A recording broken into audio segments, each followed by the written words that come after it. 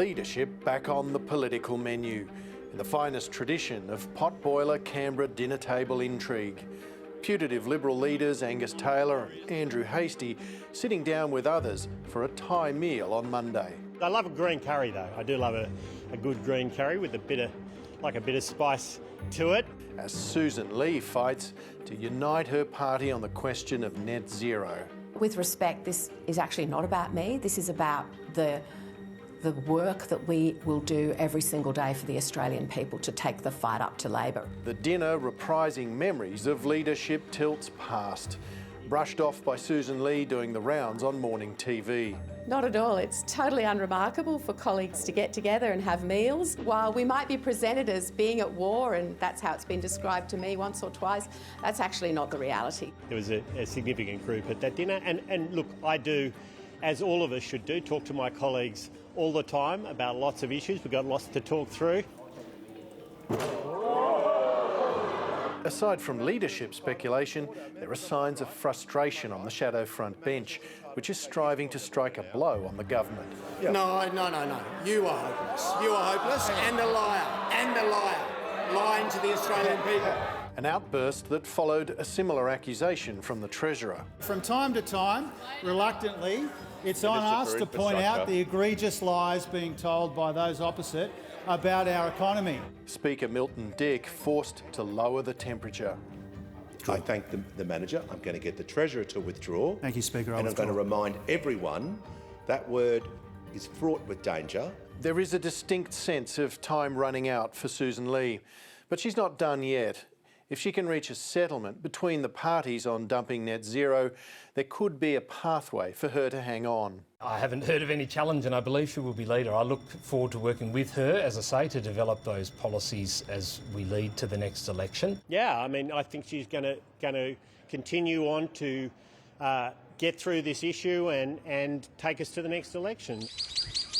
As the coalition wrestles with its internal problems, the government is pressing ahead with long overdue reforms to John Howard-era environmental laws.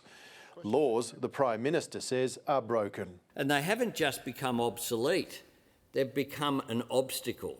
They're not working for the environment and they're not delivering for business. Labor needs either the Greens or the Coalition to get its reforms through the Senate. The Prime Minister insisting he wants it done in the next 3 weeks. The government's determined to have this legislation carried this year. This has gone on for long enough. The Greens want climate factored into approvals and an end to native logging.